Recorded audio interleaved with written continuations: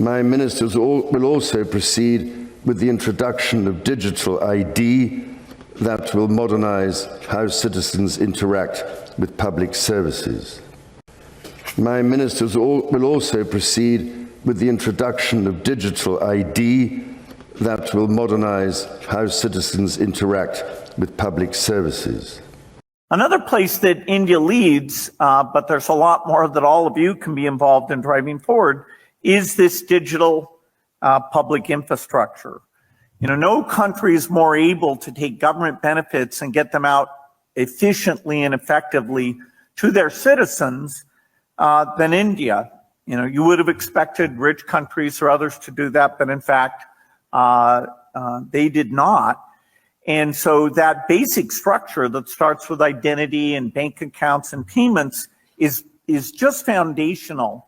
And as part of this visit, I'm now seeing how that foundation is being built out in agriculture with profiles of farmers to understand what they need and give them advice, built out with health records so that we can help people not only with infectious diseases, but the challenge that's coming in the future with the growth of the non-communicable diseases being a huge thing.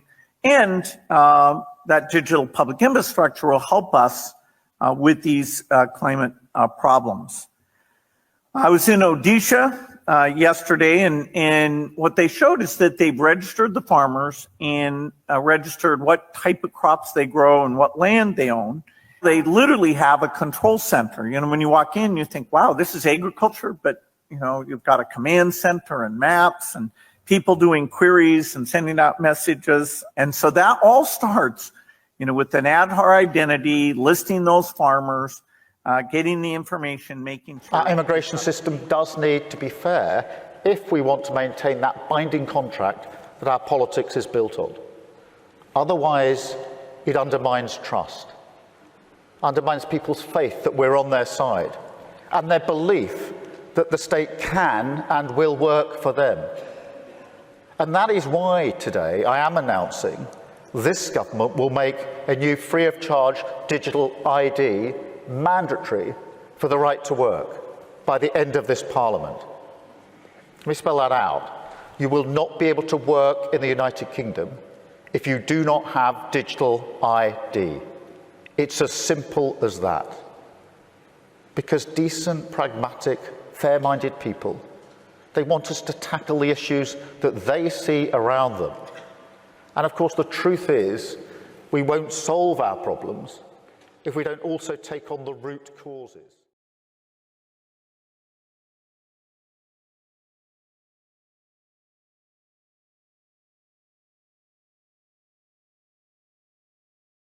We're all well aware of the risks in handing our data to companies like Optus and Medibank, but what if you never had to reveal your address ever again? New South Wales is leading the way with a one-stop shop, allowing us to prove and protect our identity once and for all.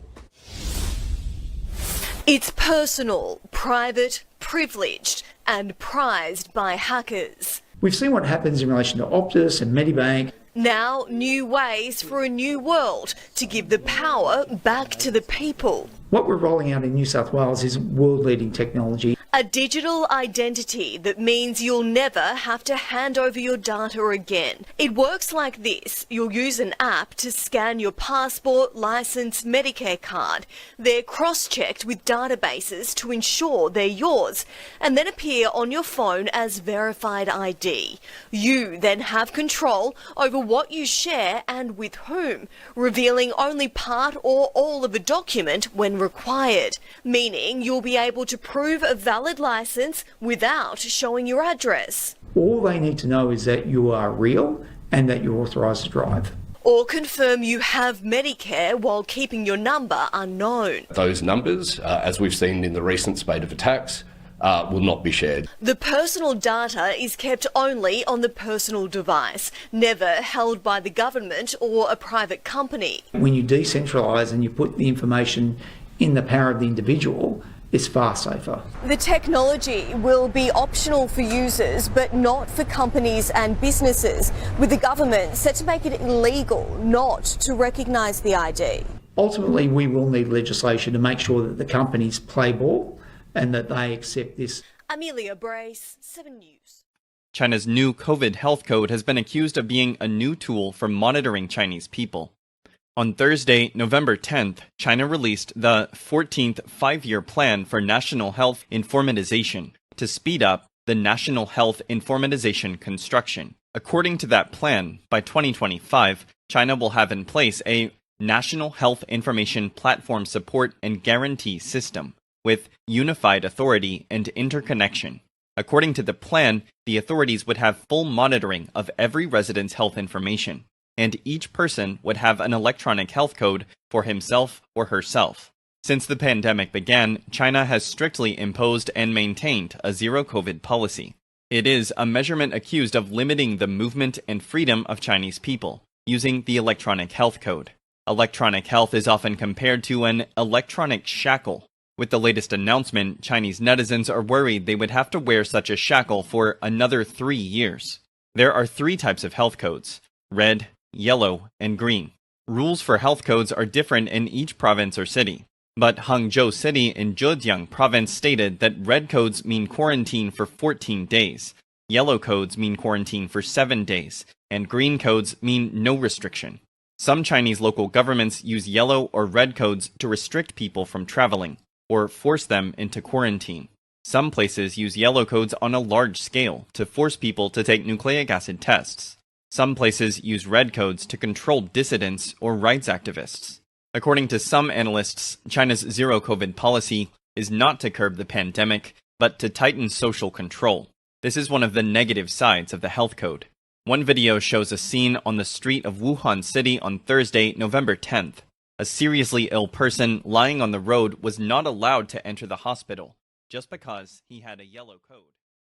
So let's have a digital health certificate acknowledged by WHO. If you have been vaccinated or tested properly, then you can move around. So for the next pandemic, instead of stopping the movement of the people 100%, which clogged the economy globally, you can still provide some movement of the people.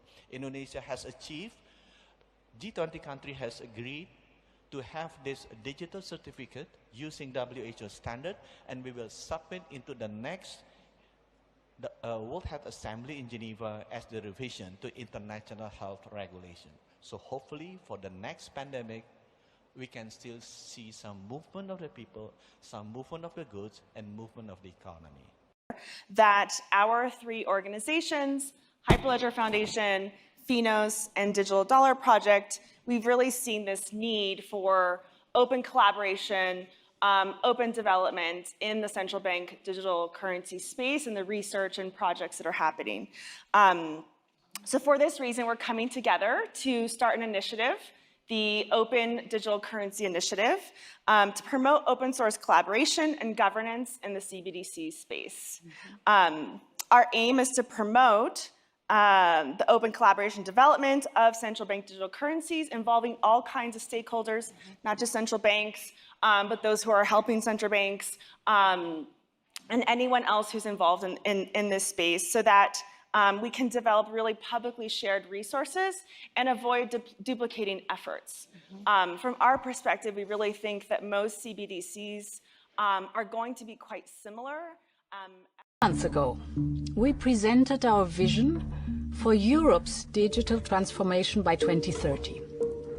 It is about where we want to go and who we want to be. Europe is a front runner here and can set standards at the global level. We want to offer to Europeans a new digital identity. An identity that ensures trust and protects users online. We are about to present our proposal. It will allow everyone to control their identity online and to interact with governments and businesses across the European Union. Nobody should be forced to give more data away than is necessary for the purpose at hand. Ladies and gentlemen, I wanted to mention these examples because they showcase our digital ambition. This is about who we want to be as Europeans. And to capture this better, we will formulate a set of digital principles, such as access for all to the internet. We then want to enshrine these principles in a solemn declaration by the European Parliament, the Council and the Commission. Europe's digital principles shall guide our actions and initiatives. I already mentioned digital identity. Another example is artificial intelligence. Just a few weeks ago, we proposed our new legal framework on AI. It is the first such framework worldwide.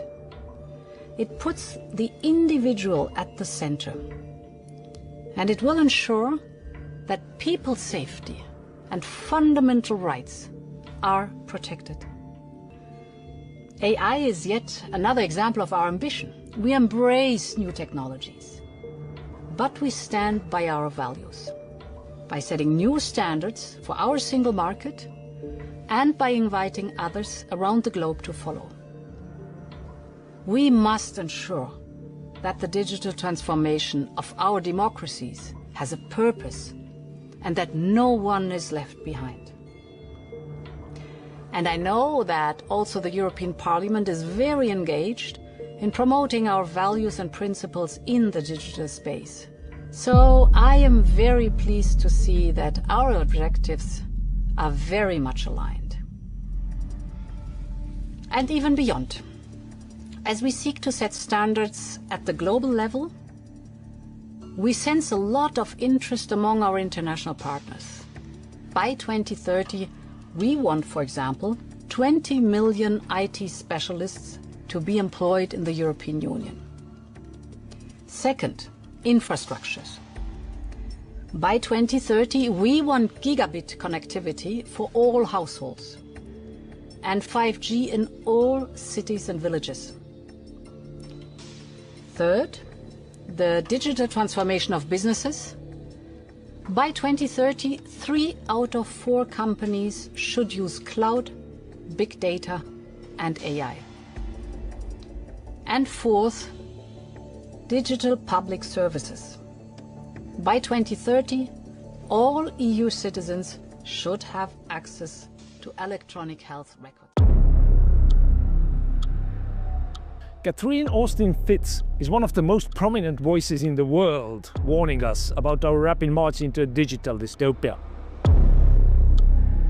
Catherine Austin Fitz, we know of digital IDs. To assert phenomenal surveillance and control of people. She is the former US Assistant Secretary of Housing, a Wall Street investment banker, and the founder of the Solari Report.